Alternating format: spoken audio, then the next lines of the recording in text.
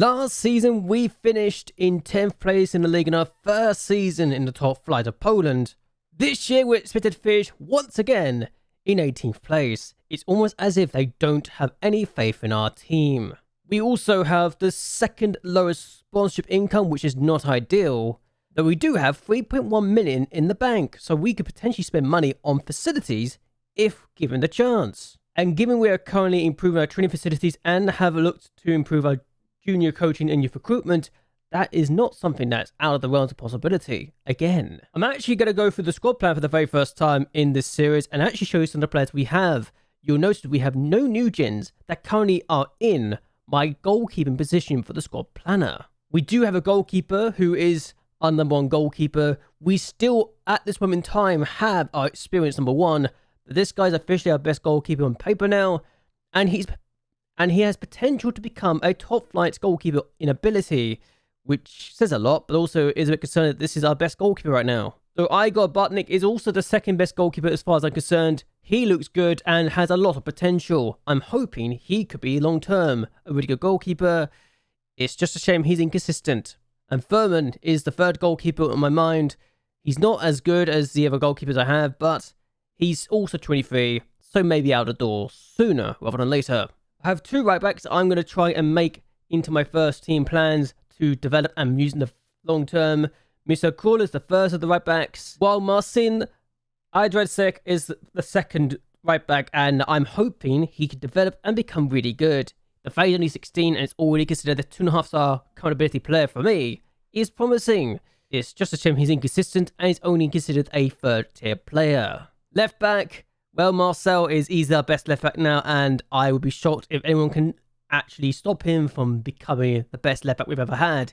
He's good enough to be a top flight player now at the age of just 20. His development has been quite good. Kemal Rasmus is the backup for the position. He's also 31, so he may be seeing himself leave sooner rather than later.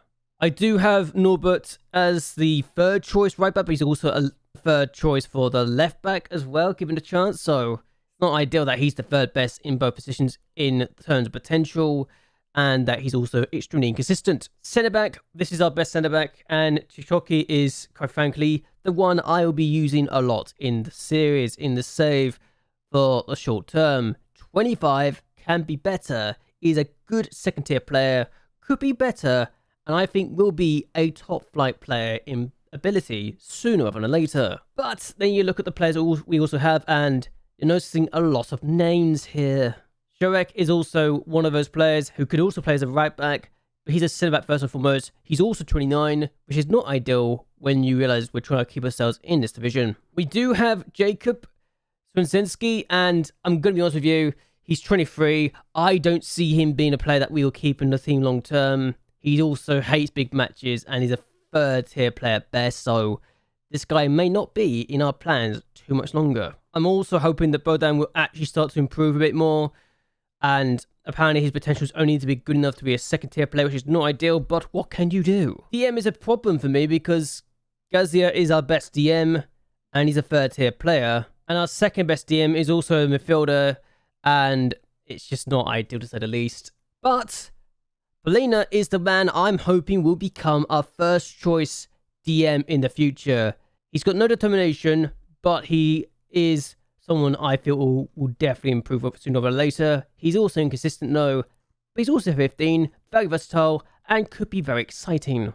And if he doesn't work out, then Smudder might. So we've got options, I suppose. DM is our best centre midfielder right now. He's considered good enough to be a decent player for the top flight, and could be a good player for the top flight if he continues to improve. He is 24 though, so whether or not he'll be able to reach that potential, I don't know. But we also got Jan, and Jan is someone who's got potential to be a top flight player as well, so hopefully he'll continue to improve, even if he's inconsistent. We've also got Thomas Kasetsky, who I wish would develop. He's unambitious though, so he may not develop at all, but he could also play on the wings, so yeah, not ideal really. Especially when Daniel Palec is also someone who could play in midfield, but also could play on the wings, but has a casual personality. Hopefully, the right wing will not be changing too much. Rybicki is our best right winger. Hopefully, he'll be able to continue to stay in the game. even if his natural fitness is only 10.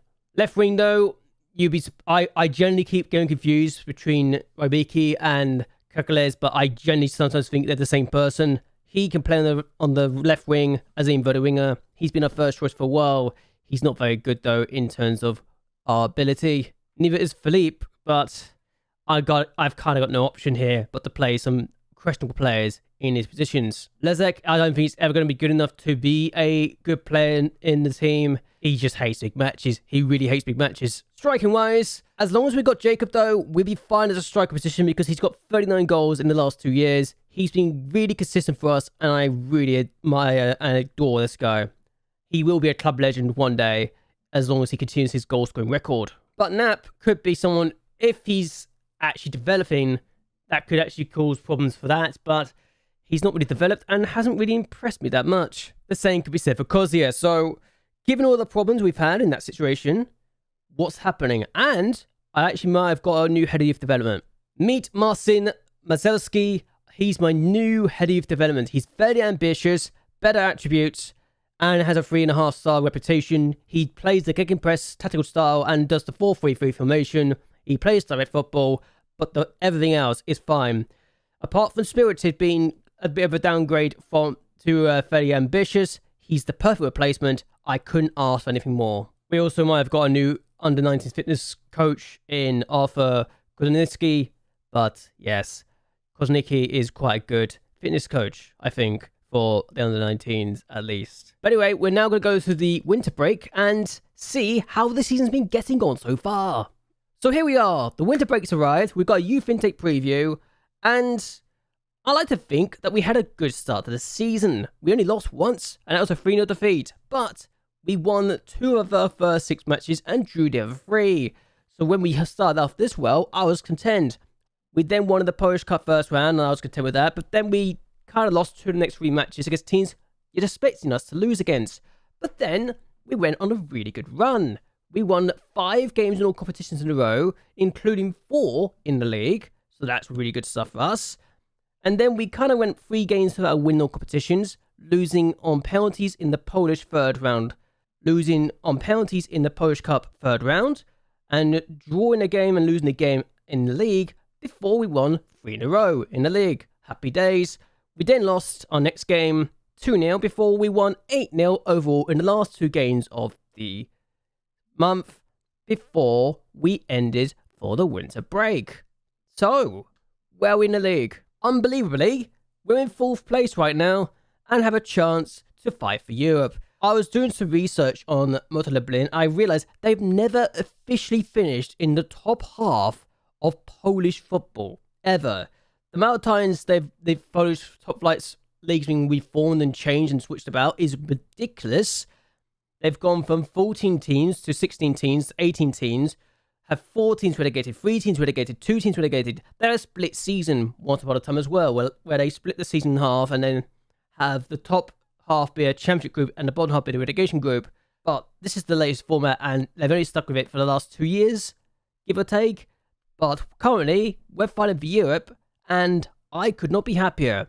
We are safe from relegation already. I will declare that here and now. 20 points clear the drop zone.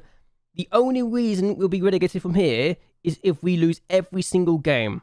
There's no reason we can be relegated at this point, especially given how well we've been doing. It's a lovely situation to be in, and if we can get European football, that's perfect. I may have also done some upgrades as well, by the way. So, may have given a new contract, may have convinced the board to improve our training facilities, our youth recruitment and junior coaching again.